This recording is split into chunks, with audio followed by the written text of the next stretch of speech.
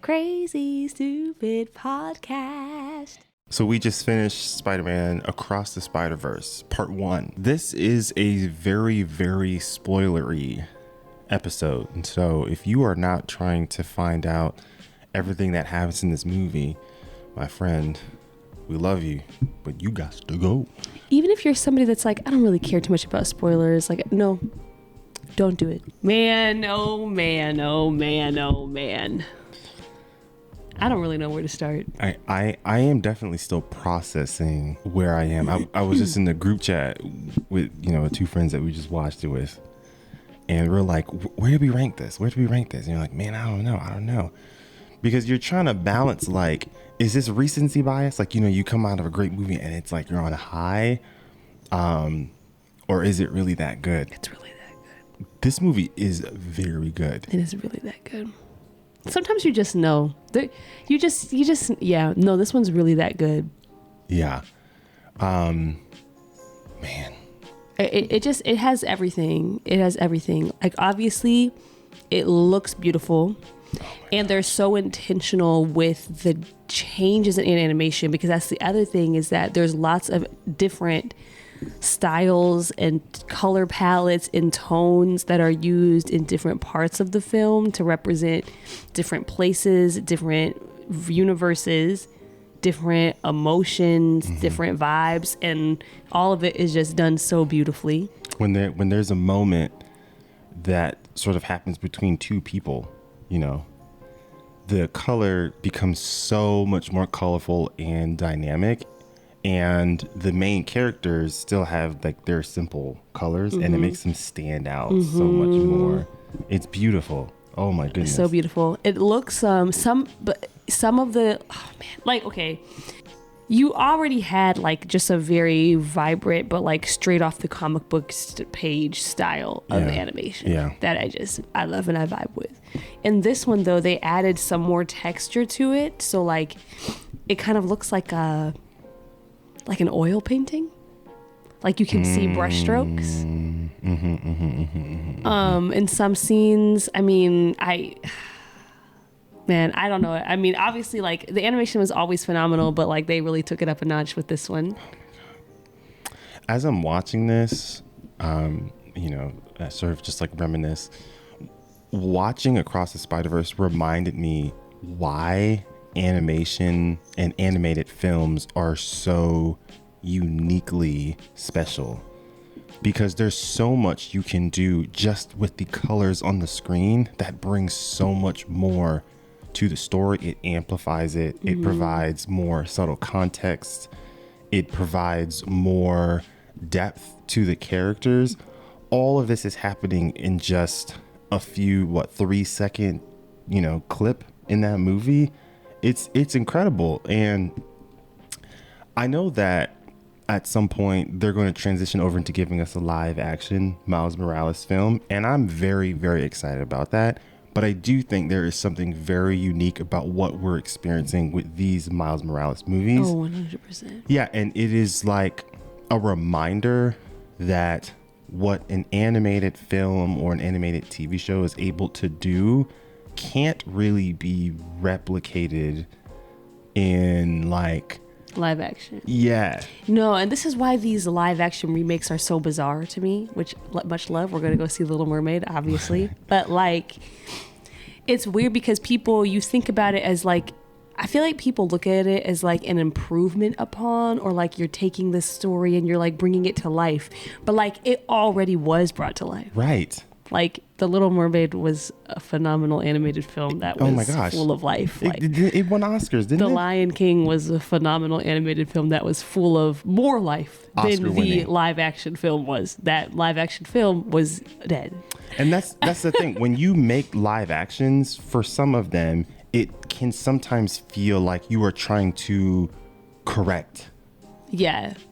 I feel like they think that they're adding a new layer or dimension to the story, but oftentimes they're actually removing a layer. Right. But The Little Mermaid, I feel like might be different. It does look, I think that because it's underwater, maybe. I don't know. Like, I don't know. We'll see what they do. The problem with the live action remakes is the non-people always look terrible or kind of cringe or sometimes Yeah. like scary because you can't animate their face. Yeah, it's always weird. The lions in The Lion King, I was like, but there's no facial expression. Right. And I There's remember no emotion. someone tried to, like, I think it was like a VFX artist did it where like they put on facial expressions and animated their face and it looked kind of cringe. And so that was their way of saying this is why we didn't do it. But I saw this as, well, this is why you don't need the movie, because Yeah. if you can't do what the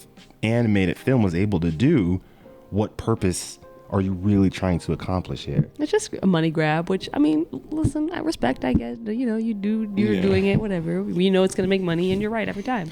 And I just think about, like, I love Pixar. Pixar's given us some bangers. Coco, Inside Out, Up. You know what I mean? But the animation style with this one, the animation style with Across the Spider-Verse reminds me of the Renaissance era in Disney, where they were just untouchable. And a lot of those kind of get like forgotten, you know, like the animation in like Snow White and Cinderella was like, that was like a transcendental moment in film. Like they were like, oh, this is what? How are you able to put all these colors together? And I think of some other ones like Prince of Egypt. The animation in that is bananas. Absolutely bananas. You already know how I feel about Prince of Egypt. You know, we just finished Attack on Titan. The animation in that was just jaw-dropping. Star Wars Visions. They do these little shorts on Disney Plus, and the things that I'm seeing them do in that one is incredible. You didn't. Let me go take care of that after this. But even like the Doctor Strange episode in What If, the color in that was I mean, I thought spectacular. all of What If's animation was phenomenal. Yeah. So it's just, there are certain things they can do there that you're just not able to do. And maybe it costs more, maybe it takes more time, but like sometimes it's worth it, For sure. you know? I think, obviously, I obviously also love live action films. That's the majority of movies, Sure. right? And, but I think that in a live action film, you're depending on the actor, like, to carry the weight of Yeah. the scene, to convey all the necessary emotion, all the necessary context in their face and their body language, in the lines, etc. With animation, what is very cool is that you can do all of that still with the characters that you are drawing. But again, like you were saying, you can add in all of these other things to add to that just bring it even more to life. And like different styles of animation do this differently. Like obviously anime has like lots of little, like, I don't know what to call them, like features that they, you know, like the extra little features that anime does to convey different emotions that just adds to it. Across the Spider-Verse films do this too, because they're supposed to be like comic books. They use a lot of the things that you would see in a comic book, Right. and they just put it to life in the film. All of that, I just think, like you were saying, it just adds more to the storytelling, and it adds another layer of engagement that should not be overlooked. And we talked a little bit about this when I was rewatching, when I was catching up on Full Metal Alchemist, where animation can change the tone simply by how they portray the animation, right? And that specifically can really be the difference between, oh, this is something that's humorous, this is something that's supposed to be serious, or just in general, this is a more mature animation simply by the way that they portrayed this, story. Yeah. Yeah, man, that one was really good. Oh my God, the The music. I was like, let him bring that one in because that's your passion project. The music Phenomenal. was bananas. I actually need to watch it again so I can. I mean, I am going to. I already have plans to watch it again. Yeah. But so that I can. I never like the first time I watch a movie. The music is never like the first thing on my mind. Oh, it catches me Because immediately. I'm like too engrossed in the story, so Yeah. like I have to watch it again so I can like really. But I still noticed moments. I mean, they always have, you know, just like in the last one, they had that Sunflower song that he had all when he was in his bedroom. There was that other whatever song he was listening to in his bedroom this time when Gwen came. I loved it. I didn't even know what it was. It was very good. It's going to be on repeat for weeks. Yeah, I mean, yeah, Sunflower is a banger, is a bop to this day. Yeah. The children, They still listen. the children love it. Yeah, still listen to it. There's so much that was happening that I'm still trying to process. But the biggest thing that I sort of took away, I guess there's a couple of things. The first one is it's not necessarily a critique on the Spider-Man origin story, but rather like an expansion on it. I think I think what's happening is that we have so many Spider-Man story movies, right? And in a not super long amount of time, like Yeah. there's just been a lot of replicas of it done over and over and over again. So I feel like now when you tell the story, you have to have some awareness of the fact that like we are doing this again, right? Yeah. Which Spider-Verse always did well. Like in the first one, they were like, you know, you guys know the deal. Like we're not even gonna tell you, like speed through this. You already know what happens. Like right. And so I feel like they're taking that to the next level of like, yes, we know the story, we are very familiar with it, and now we are also acknowledging we're acknowledging the consistency of these themes that you as viewers have been watching for 20 years, right? Like you guys have seen this story play out over and over again with different versions of Spider-Man, and now like we're taking that and incorporating it into our story of like, these people have also seen that same story play out over and over and over again. And I think it's also acknowledging how tragic a character Spider-Man is, because he truly is like which like, I don't know if I really realized until No Way Home. When No Way Home ended the way that it did, and I realized like, oh, this entire trilogy has been the origin story for this version of Spider-Man. Like these events are what bring him to the basically the point in the story where all of our other more familiar Spider-Men are, you know, like at the end, he's where Tobey Maguire Spider-Man was when he started, right? And when I realized that, I was like, oh yeah, like he has to reach a point of isolation. He has to have a significant loss. Like that is core to this character's story. And so it truly is just a tragic, sad character that like in every iteration he has to experience immense and significant loss to activate his I guess this is what I was wondering. I think the critique, or I don't want to say critique because it's not a bad thing. I'm trying to figure out a word to describe. I feel like they're trying to complicate it. Well, but let me see where I can sort of explain it and see if we can sort of find a word for it.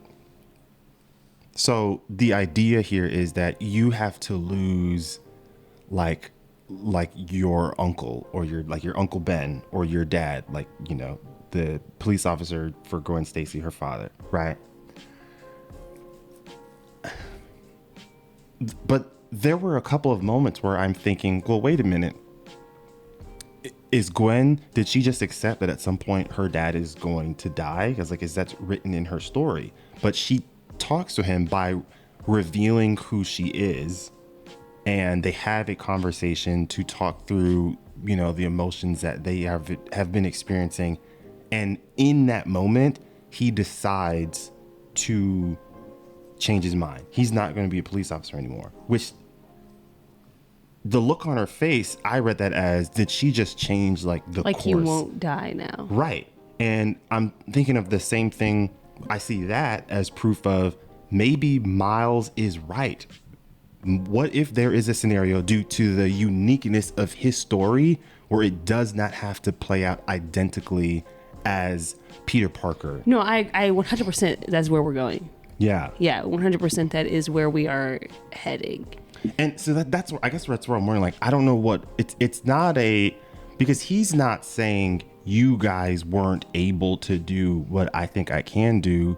It's more so, this is my unique story, and what you all experienced does not mean it is written on the wall and the ink is dry for me. Yeah, I mean, he literally looks him in the face and is like, no, I'm going to tell my own story.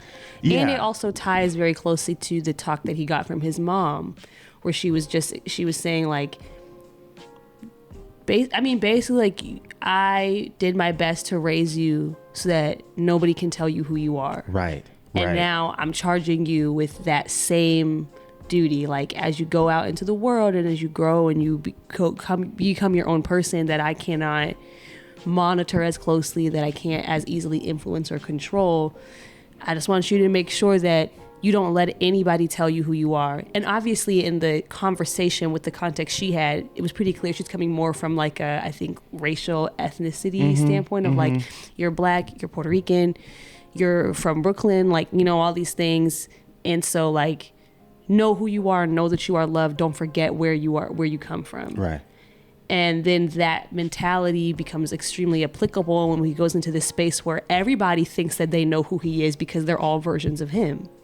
So they're all looking at him like, we know you, we get you, we are you. That's the thing, though. They're not versions of him because he's the only Spider-Man that was a mistake. That wasn't supposed to happen. Yes, but they are still coming at him with that mentality of like... That's the difference. Yes, like we do know you, we are you, so we can tell you who you are. We can't, and he's gonna say, no, you can't. I was raised to say I'm in control of my own story. I get to decide who I am and how my story goes. And I don't really care that there's a bunch of replicas out there that this is such it's such a, you know, the reason why I really appreciate these movies is they have done a good job at allowing Miles to have his own identity in his movies and in his comics and in his video games. I'm not watching his story and thinking this is just a cheap knockoff of Peter Parker, right? This is just somewhat of like a race swap for Peter Parker.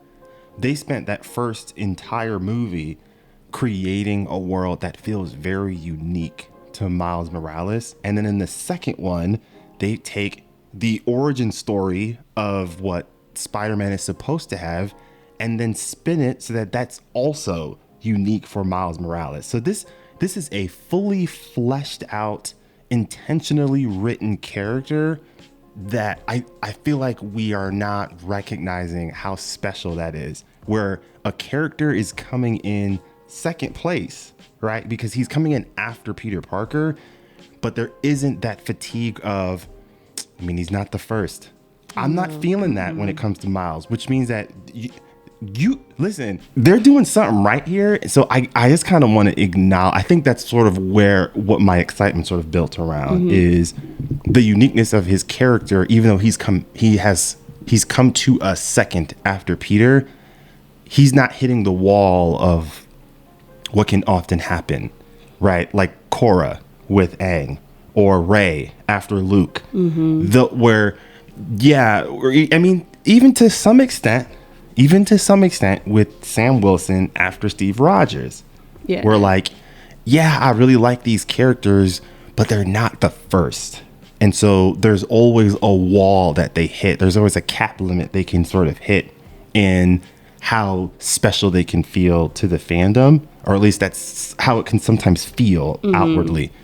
I'm not getting that with Miles. No, not at all. I mean, to be quite frank, if you talk to a young child right now and ask them who Spider-Man is, a lot of them will tell you Miles Morales. My nephew doesn't really care about Peter Parker. Yeah, like, I mean, and maybe this is because I mostly work with like Black kids. That's why. But like, same thing. Like when kids come in with Spider-Man costumes, It's Miles They're Morales. Miles Morales. Yeah. Like, it doesn't matter, even if it doesn't look like his suit, even if it's just a generic Spider-Man costume that looks like Peter Parker's. You asked him, who are you? They're Miles Morales. 100%.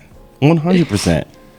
Seeing that is that it fills me with excitement for representation, because I didn't have that when I was my nephew's age. Yeah. I had to try to see myself in a lot of white characters versus him. He doesn't have to. You know what I mean? Like, I don't know. Like, that's just kind of special. It is very special. Oh man, there's a couple of other things that I wanted to think about, but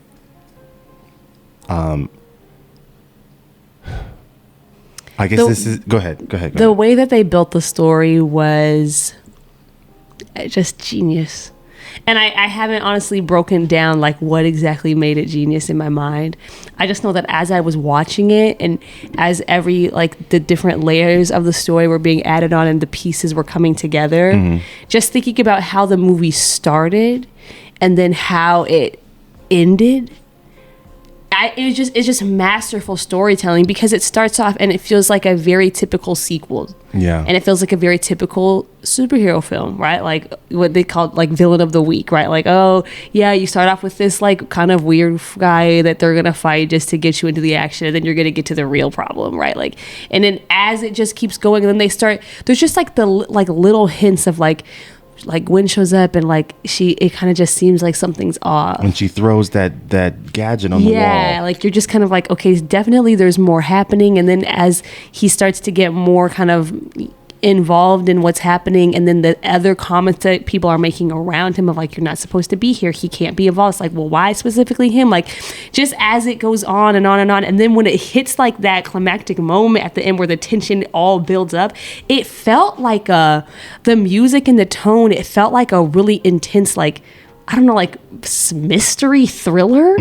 Like when they're revealing slowly that he's not in the right universe, my heart is pounding. The music that's playing, the way that everything about it, just the unsettling tone. I mean, I feel like it's been a long time since we've had an animated film master that level of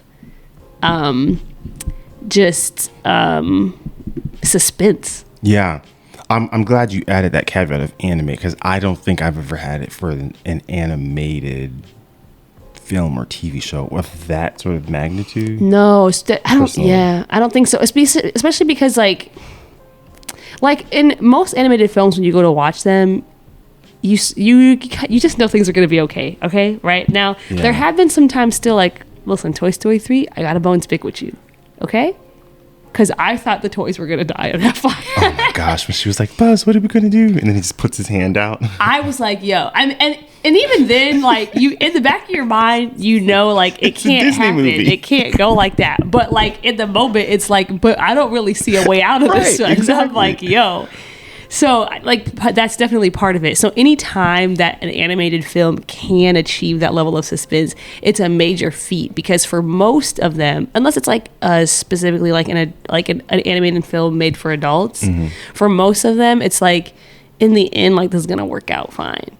And with this one, it's like, I know it's going to work out fine in some way, shape, or form, but I don't know what that is. It could still involve an immense loss. It could not. It could. I don't know, really. Yeah. Like, one thing that I've noticed, if you actually paid attention, there are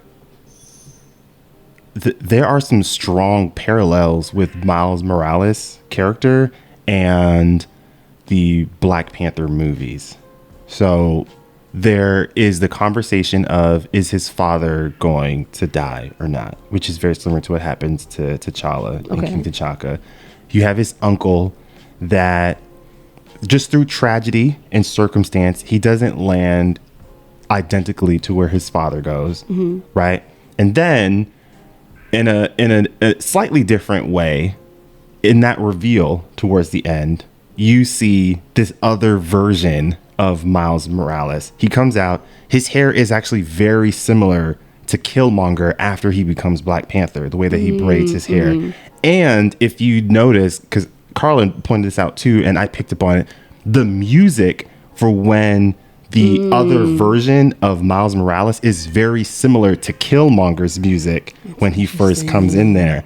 And so I'm very curious to see where they take that specific angle, because if you're trying to mirror these two characters due to how their stories turn out differently, it's going to look, I'm wondering if it'll look very similar to how it felt with T'Challa and Killmonger. Because when I first saw that, he was giving Killmonger vibes to me in terms of the swag he sort of carries himself, the fact that like you sort of had the life that I lost when my father died. Exactly. Yes, I am. They did not make his motives clear yet, but I am wondering if it feels like vengeance or like rectifying. Yeah. I don't know. I trust him to handle it. There's a lot of things that Miles is indirectly responsible for. Because it's not just like, oh, you have this life that like I don't get to have because your dad lived, but because Miles Morales became Spider-Man in his universe, that universe doesn't have a Spider-Man because the spider wasn't there. Yeah. So all the things that happened that presumably, like led to his father dying and whatever horrible situation they have going on in that universe, because it was bleak. Yeah. Is a result of Miles becoming Spider-Man instead of whoever was supposed to become Spider-Man in that universe, which maybe it was supposed to be that Miles, but I don't know. They didn't make that clear. Not sure. But man, that's such an interesting way to take his story. You weren't destined supposed to be this hero. That was not how your story was supposed to go. Yeah. Oh my God. Genius. That's genius. Masterclass of writing. I also love how they showed clips of the Andrew Garfield and the Tobey Maguire. Man, that one hit home. I'm not gonna lie. The only one they didn't include was Tom Holland. I was like, what does that mean? Nobody remembers who he is. Oh shit. Maybe no, I actually think that might be it. But I'm wondering, does that mean all the Spider-Men don't remember who he is, or is it everyone that's not Spider-Man? No, they said every person in the universe who knows, shit, right? Peter Parker. So they don't know. Oh, I'm wondering if that's going to end up being a plot hole, or if they do explore that at some point. Because if you know that, it's kind of like a nexus point where like the Uncle Ben or the MJ, someone has to die. They would have to know that the one with Doctor Strange had his moment with Aunt May. You know what I mean? So how would they not know who it is if they know who the Aunt May is? It's just...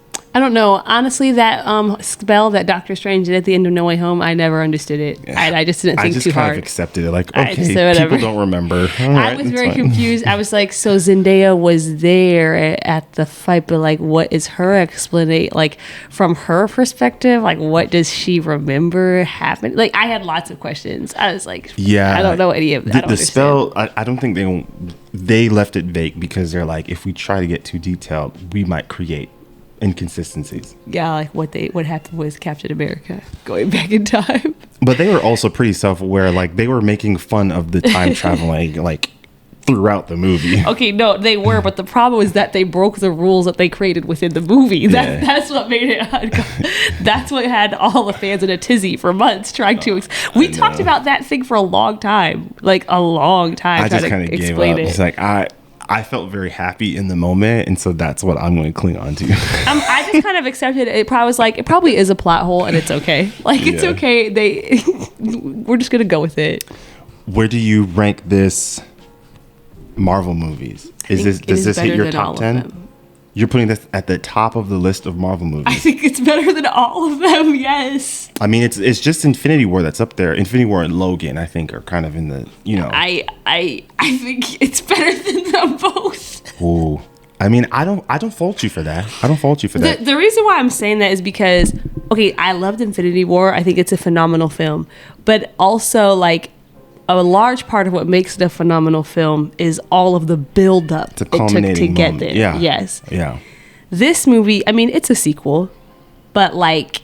Very isolated, though. It's way more isolated, right? Yeah. And as a standalone film, I was at the edge of my seat. I was That's so completely true. enthralled. Yeah. I felt this huge high that, like, I think that's hard to create in a story that, like, this quote unquote small, right? Like, even No Way Home, the other, movie that we've seen recently that really kind of leaves you feeling with that high, is still sort of a culminating moment, right? Of like all of these characters from all of these Spider-Man movies from like 20 years coming together. That was the hype of that film, right? Beautiful, loved it, had an amazing time. We'll never say anything bad about that film. I just think that for this movie to accomplish that same level of investment and tension without all of that buildup as an animated film, top of the list. Yeah. Top of the list. Also, he's Puerto Rican, so like I kind of just like he's listen. He has a Black American father and a Puerto Rican mom, and he's voiced by a Jamaican American. He is me. That's true. I didn't think about that. He is me. I'm so attached. I Yeah. can't. I'm so biased. If they land their third film, this is the best Spider-Man trilogy ever. Oh yeah. Yeah, the best one.